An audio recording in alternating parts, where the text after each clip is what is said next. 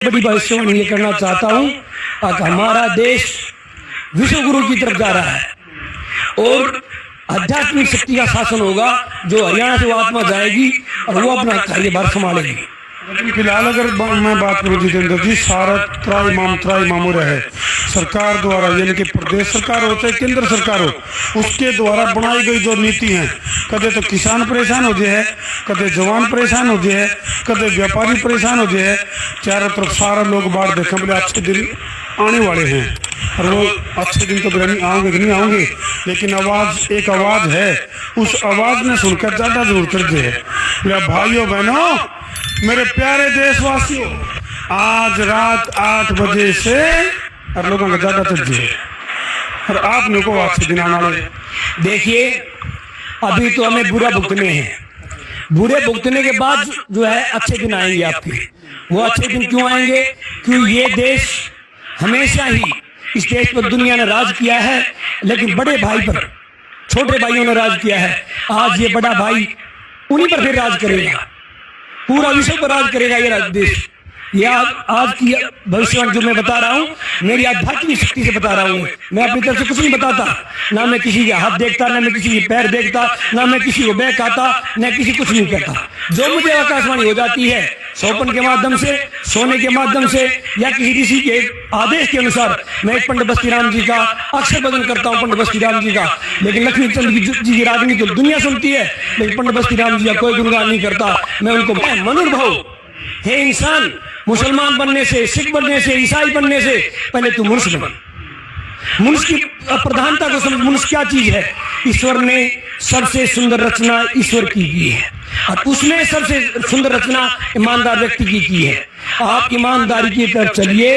ये मंदिर, मूर्ति, ये मस्जिद, इनको तोड़-फोड़ मत कीजिए, और जो है आप समय की प्रतीक्षा कीजिए। समय तुम्हारे ऊपर बहुत भयंकर चला हुआ है, उसकी प्रतीक्षा कीजिए। आप समय क्या कुछ भी कर सकता है। कहते हैं वक्त का कुछ नहीं पता होता इंसान को। समय हो गया, ये समय हो गया आपकी भविष्यवाणी करने का। आप दर्शक एडिट है का बात देखे हैं, एक्यूरेट टेक्निकल तरीका से नहीं बताओ। अभी आप दर्शक के बताना चाहो? मैं ये बताना चाहता हूं भाई, समय खराब चल रहा है। कहने को मैं भी कह सकता हूं अच्छे दिन आएंगे, लेकिन अभी समय तुम्हारा खराब चल रहा है। क्योंकि जिस दिन विपिन रावत जी गुजरे, एक्सीडेंट हुआ, उससे 4 दिन पहले मुझे एक शोपन दिखाई दिया। और शोपन में क्या दिखाई दिया? अब जैसे कोई आग लग रही है और मैं उसे बुझाने के लिए भाग रहा हूं, लेकिन प्रवेश नहीं कर सकते। इसी प्रकार से हेलीकॉप्टर में आग लगी। तो ये नेताओं को भी और प्रजा को भी मैं ये चाहता हूँ, हाथ जोड़ के विनती है। न्यू जानना चाहता है कि ईद तक कौन सी भविष्यवाणी आपने करी है, उसका क्या प्रमाण है और उसका क्या रिजल्ट रहा है?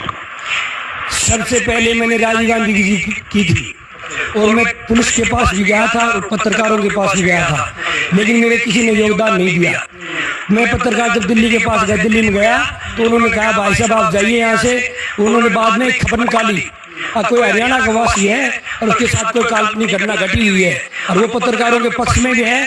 लेकिन मैंने अपनी आत्मकथा लिखी, लेकिन जो है एक सुभाष था जिसके पास रोहतक के अंदर में गया, पत्रकार के पास पीछे जब मेरे परिवार वाले डर जाते थे, वो उंगली ला देते थे, इसका दिमाग ठीक नहीं है। जितेंद्र जी, न्यू बताओ कितने दिन पहले आपने घोषणा कर दी थी जो राजीव गांधी के ऊपर जो अटैक हुआ था, जो ब्लास्ट हुआ था, कितने दिन पहले क्या घोषणा कर दी थी आपने?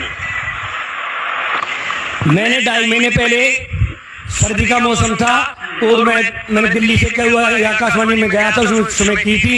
लेकिन 2.5 महीने बाद जो है ना, वो राजीव गांधी जी मारे गए, अकेले मारे गए, लेकिन मेरी किसी ने सुनाई नहीं की। कहते हैं मारने वाले से बचाने वाला बड़ा होता है, लेकिन यह कहावत उल्टी होगी। बचाने वाला बड़ा नहीं, मारने वाला बड़ा हो गया। आपने घोषणा भी कर दी थी, सूचना भी दे दी थी, बताया भी दिया था, लेकिन उसके ऊपर कोई एक्शन नहीं लिया गया। कोई एक्शन नहीं लिया, बिल्कुल कोई एक्शन नहीं लिया गया। देखिए, मेरे पत्रकार भाई बार बार मुझे क्या आकाशवाणी कर कह रहे हैं, बिल्कुल बात इनकी सही है। मैं बिना वोट का राजा आपके देश में आएगा और वो विश्व पर राज करेगा। बिना इलेक्शन के, बिना वोट के वो तो काम होएगा। वो तो देखा जाओ तो, क्योंकि ज्यादा सब घसट रहा है। कोई ना कोई प्रधानमंत्री नरेंद्र मोदी लाइव आएंगे और कहोगे भाइयों बहनों, मेरे प्यारे देशवासियों, बताइए इलेक्शन खत्म करने चाहिए कि नहीं?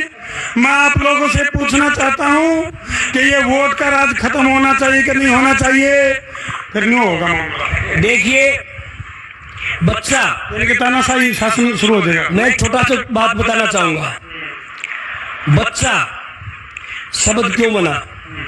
वो बुराइयों से बचा हुआ है, इसलिए बच्चे से पूछा जाता है अब बता ये क्या होगा। तो इसलिए मैंने ये बात कही है, ये बात बच्चे वाली बात क्यों कही है, इसलिए कही है वो इस राजनीति से परे होगा। कौन होगा वो? और वो हरियाणा से आएगा। कौन सा गाँव में है? वो गांव भी बरानी है।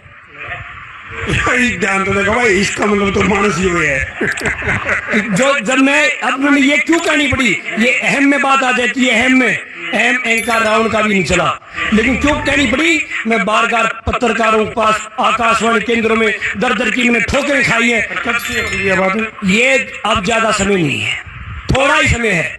दुनिया 24 की बात देख रही है, 28 की बात देख रही है, मुझे पल का भरोसा नहीं है। चलो भाई, हम भी टाटा के बात देखने लग रहे हैं, और वाक्य में इनकी भविष्यवाणी में कितना दम है, कमेंट करके मर्यादित भाषा में जरूर लिख दियो भाई। ठोको शेर, मैं तेरा देसी पत्रकार धर्मू।